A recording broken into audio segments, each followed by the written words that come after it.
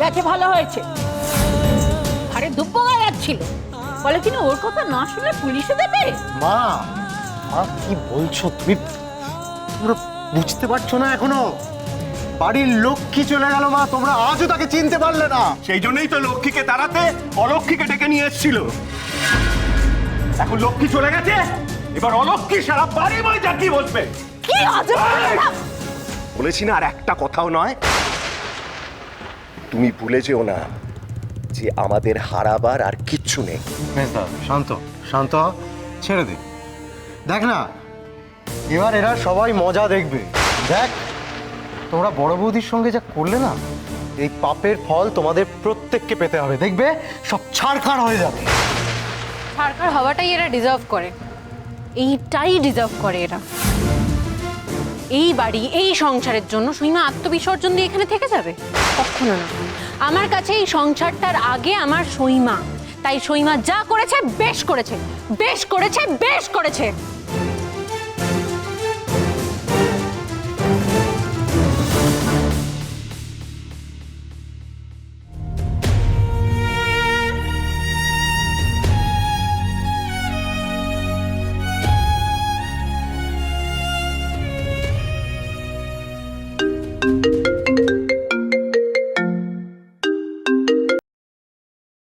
আরে দিঙ্গি বল।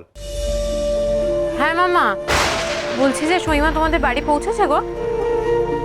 আচ্ছা, তুমি একটু দেখো না যাতে একটু অশান্তি না হয়। আমার সীমা এমনি সারা জীবন অনেক কষ্ট সহ্য করেছে গো। এই কটা দিনের তো ব্যাপার বলো, সীমা থাকবে ওখানে। মামি যদি, তুমি মামিকে প্লিজ একটু সামনে নিও, প্লিজ সামনে নিও। আমি কথা দিচ্ছি কিছুদিনের মধ্যে আমি সীমাকে নিয়ে ওখান থেকে কোথাও একটা চলে যাব। তুমি প্লিজ মামিকে সামনে নিও। কটা দিনের ব্যাপার, আমি সীমাকে নিয়ে কোথাও একটা চলে যাব, কেমন? আরে কি কি অদ্ভুত! আরে মেয়েটাকে নিয়ে না কোথায় যাবে? কোথায় যাবে তুমি? সবাই এখান থেকে পালাতে চাইছে, আমি বুঝতে পারছি, কিন্তু না, আর না। এই বাড়ির বউ তুমি, আমার স্ত্রী।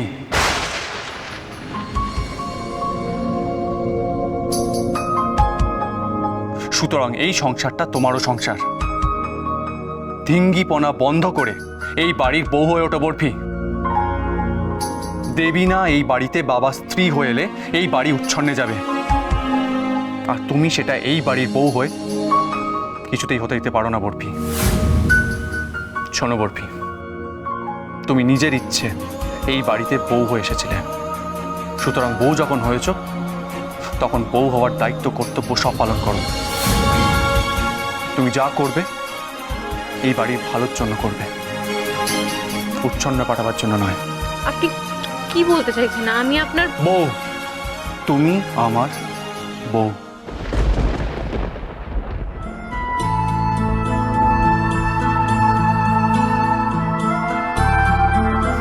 শুধু শাশুড়ির দিকটা না দেখে নিজের স্বামীর দিকটাও দেখো বরফি, এই সংসারের দিকটা দেখো, বুঝেছ বরফি?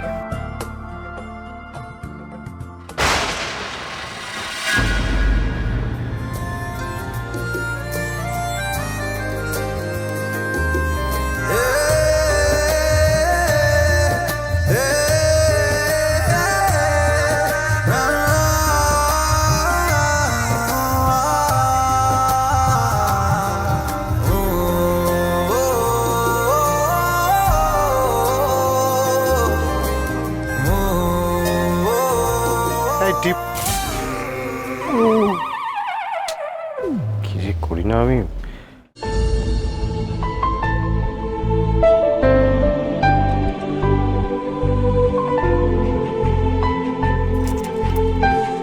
আপনার ঘড়ি তো আপনি ছাড়াতে পারছেন না। ছাড়াবো, কিন্তু একটা শর্তে। কিসের শর্ত? কথা দাও বরফি, তুমি এই সংসারকে নিজের সংসার ভাববে, যা করবে এই সংসারের ভালোর জন্য করবে। প্রমিস?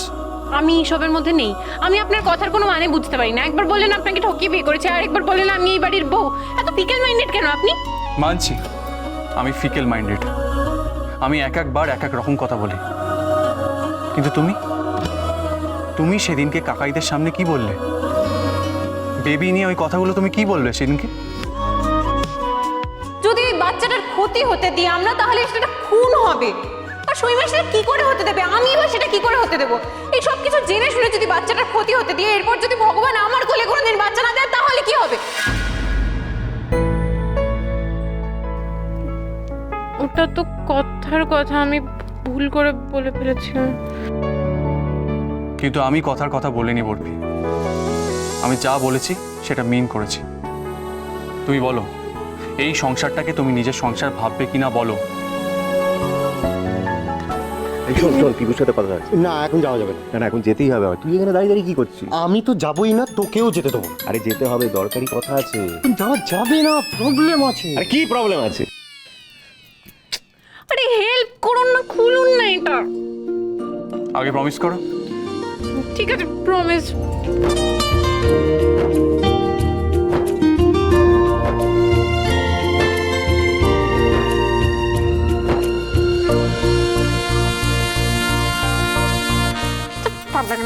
আরে মিজনা মিজনা, কেসটা কি হলো?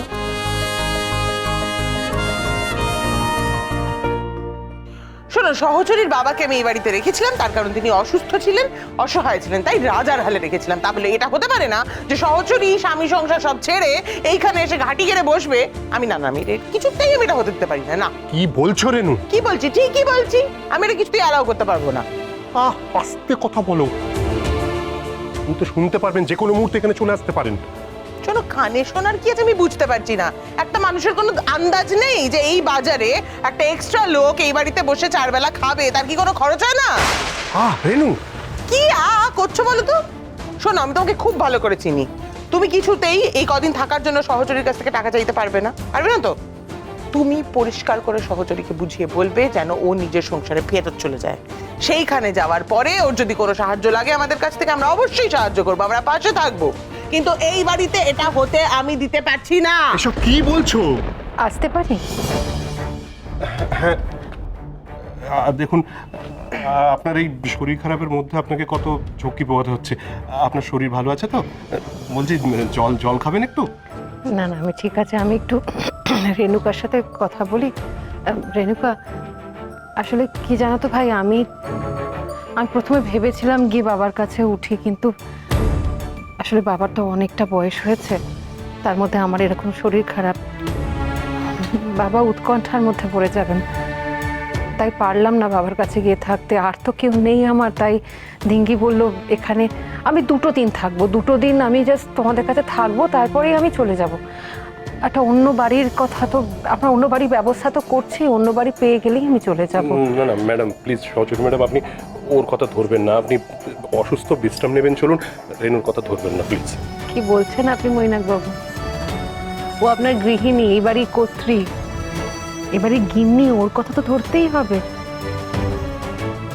গিন্নির কথায় সম্মান দিতে হবে, তার মতামতকে জানতে হবে। আসলে কি জানেন তো, নিজের সংসারে থাকাকালীন গিন্নি হয়েও আমার মতামতকে কেউ কখনো সম্মান জানায়নি, জানতেই চাইনি। ওই বাংলা কথায় যাকে বলে পাত্তা না দেওয়া, তার কষ্টটা তো আমি বুঝি। সেই কষ্ট বুঝে আমি কি করে নিজে একজন গিন্নি হয়ে, অবশ্যই ওর কথার ওর মতামত জানতে হবে আমাদের। আমি ভাই 2 দিন, তারপরে আমি চলে যাবো। ম্যাডাম, আপনি কেন এত চিন্তা করছেন? ও আপনাকে এতগুলো কথা শোনালো তো, কিন্তু ওই আবার নিজের হাতে আপনার রুমটা রেডি করে রেখেছে। আপনি আসুন প্লিজ, আমি আপনাকে রুম দেখিয়ে দিচ্ছি। আসুন, কিছু মনে করবেন না।